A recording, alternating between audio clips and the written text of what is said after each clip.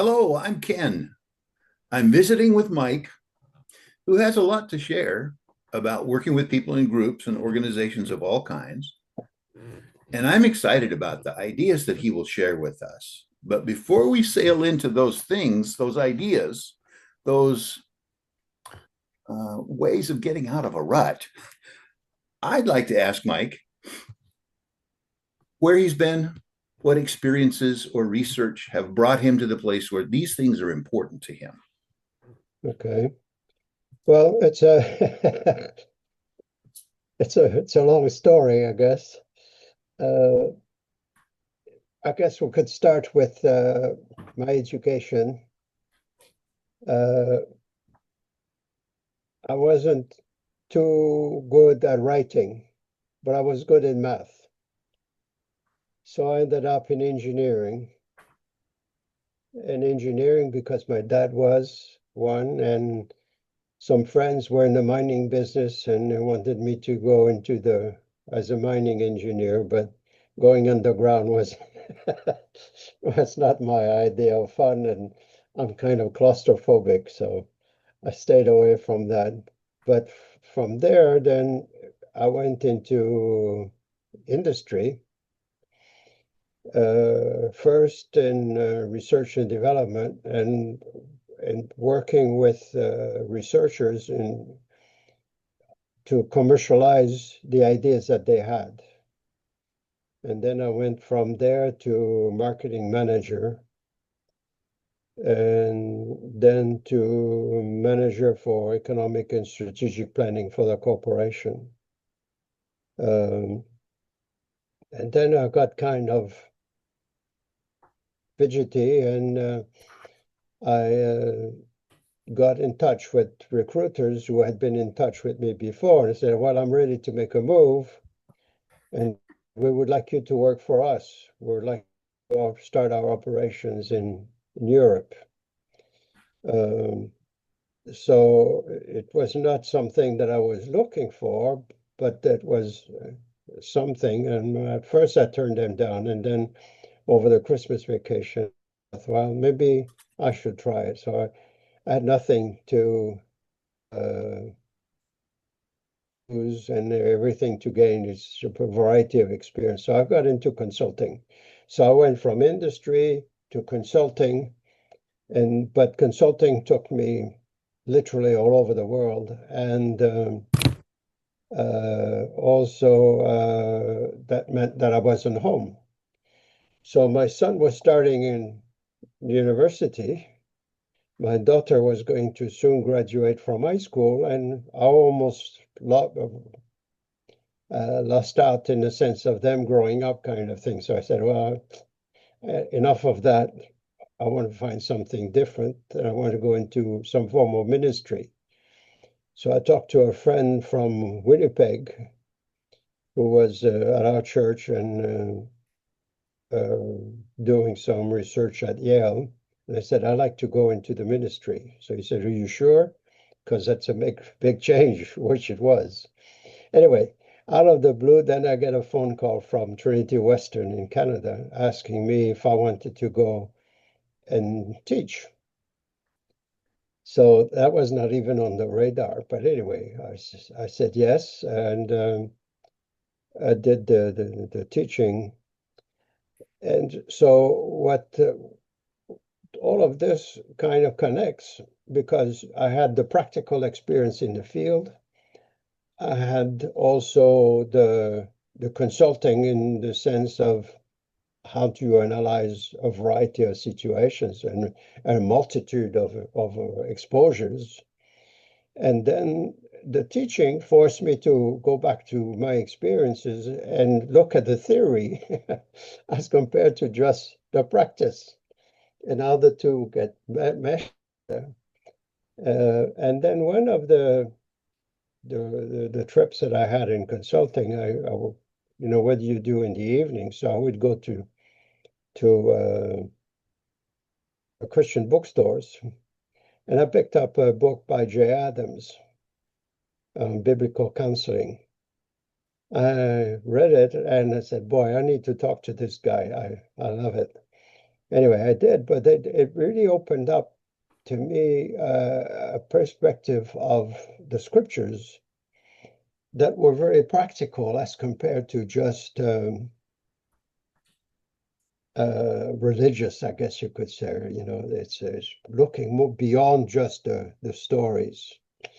And when with the teaching, I started reading, picking up different books of people who have been very successful.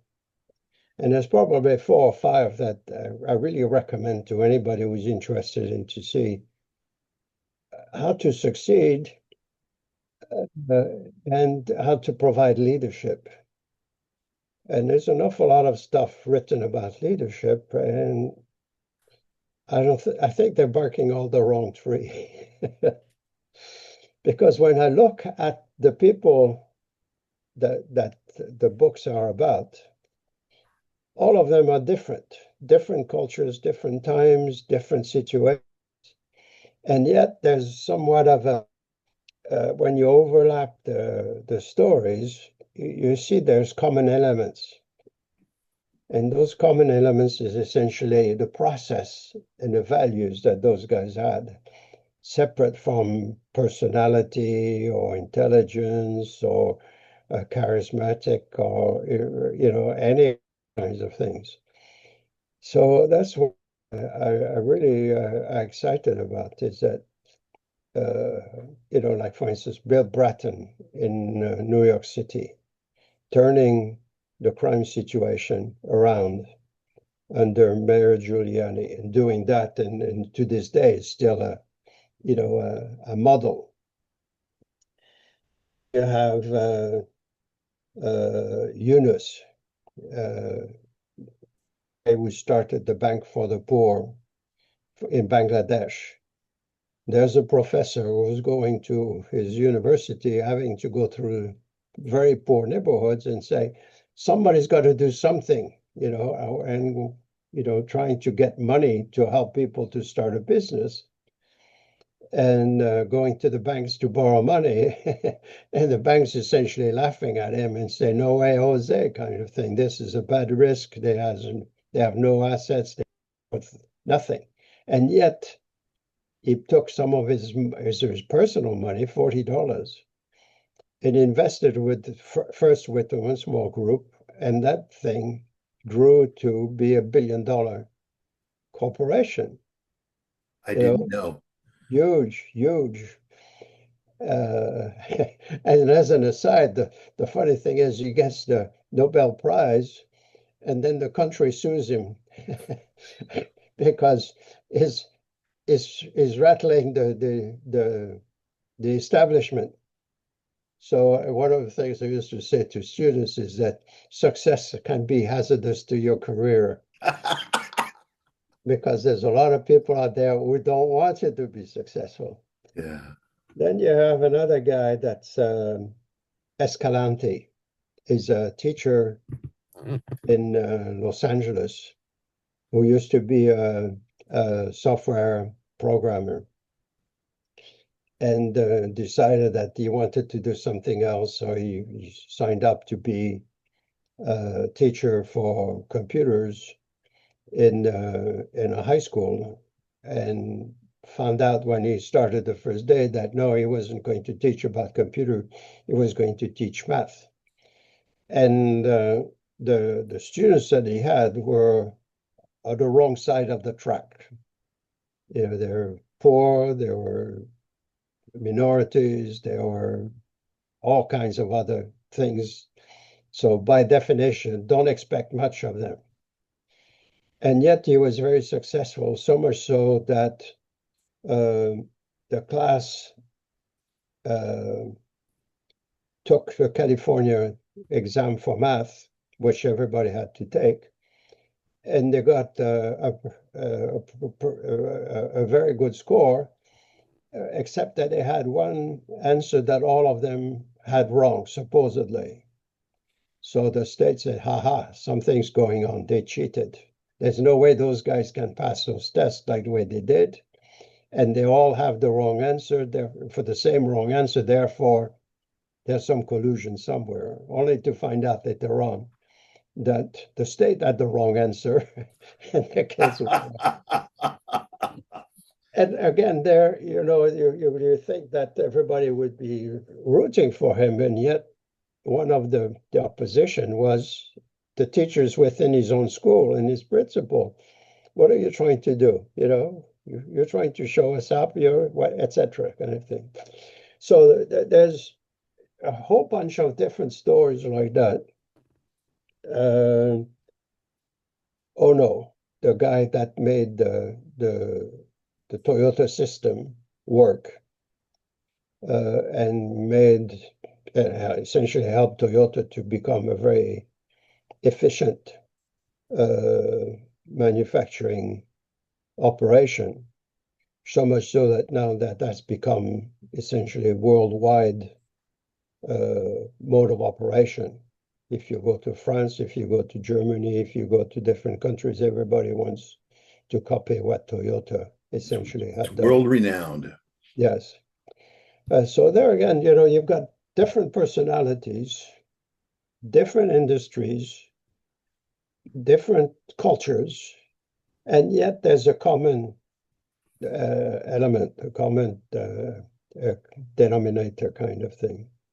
Then you can go to the Bible and look at Moses and Exodus and the whole process of, going from Egypt to the Promised Land. And there again,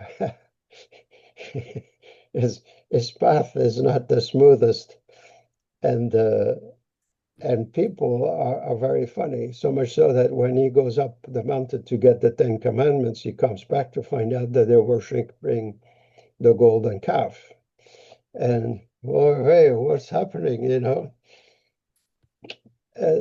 So he's away for a little bit, and people revert back to the way they used to. And anyway, 40 years in the desert, and then if eventually they go into the Promised Land. So you have each one of those individuals. Nehemiah, he's in exile, cupbearer, given the permission to go and rebuild the city. And they rebuild the wall in, I forget what it is, 52 days or something of that sort. Most organizations don't even make a decision in 52 days, kind of thing. So there you are, So, and yet when you overlay all of those stories, you see there's common elements. So I'm it's looking forward, Mike. I'm looking forward to future visits when we explore those common elements. I yes, am excited because every time I talk to you, I learn something new. And it is fascinating your perspective on working with people in groups and different kind of organizations. This is not just religious, it's not just commercial, it's not just engineering. It can be applicable to everything. yes, yes. So if you've got any concluding remarks, I'm looking forward to future visits because of that and what you have to offer. Thank you for taking the time.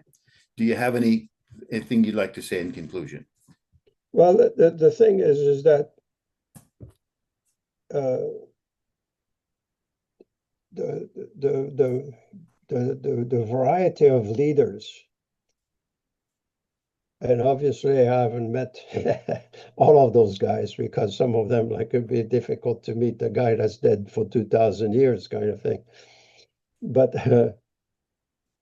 when you read the stories, and that's the challenge, I guess. You can read the stories and fail to see the underpinnings.